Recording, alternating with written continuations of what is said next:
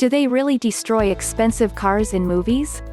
Most action movies don't have the budget to destroy streets full of real expensive cars, but filmmakers don't want to resort to using old, rusted beaters for their fancy-looking chase sequence.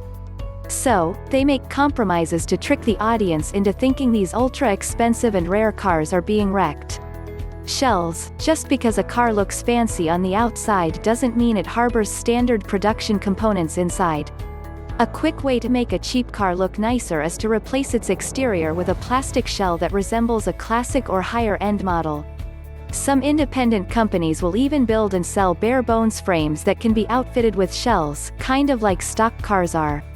Swapping. What you see being driven around during a car chase or parked on the street might be a fancy, real production car, but what's wrecked or explodes a split second later might not be. Using the magic of editing and camera positioning, filmmakers can switch out the nice car for a similar looking but busted up one at just the right moment so you don't notice the sleight of hand.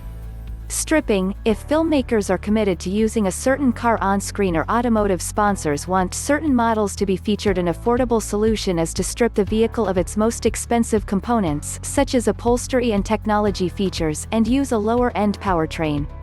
That way, the vehicle retains its identity but is a lot more affordable to procure and destroy.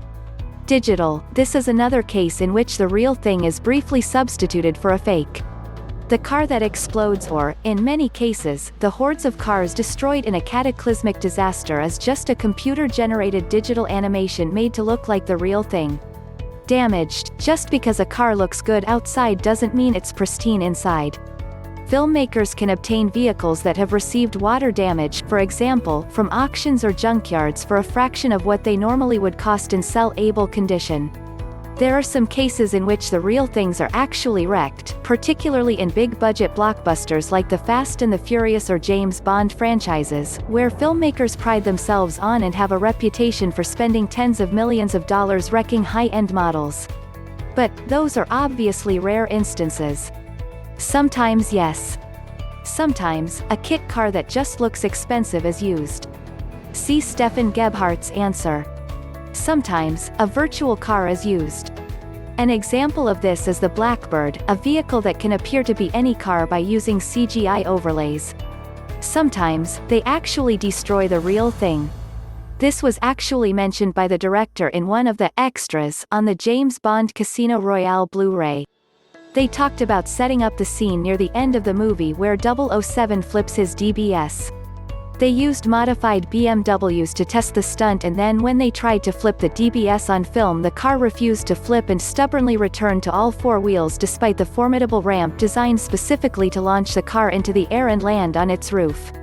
In fact, during the filming of Casino Royale they destroyed 3 of the V12 DBS vehicles that were special edition vehicles from Aston Martin. The answer to that is somewhat interesting. In general, they don't destroy very expensive exotic vehicles in movies, however they may be destroying what you consider an expensive car depending on what they are doing. If it is a quick shot where the vehicle is getting destroyed, they will normally make a cheap replica and destroy it. Perhaps this will cost $10,000, $20,000 depending on the specifics. In some movies, however, the process of destroying a car is a long one, chase scene and ongoing representative damage throughout the movie. Nobody is going to destroy a rare and very expensive car in this process either, but you also need something a bit more than a cheaply tossed together replica that looks passable for the real thing from 50 feet. You are at that time building a car that will be used throughout the movie and needs to really convince people it is the real thing from the outside and inside the passenger compartment in many cases.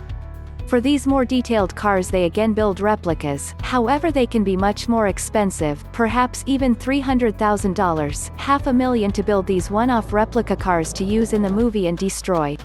This is by most people's standards a very expensive car, but doing this is far more practical than destroying a multi-million-dollar car, or destroying a rare irreplaceable car.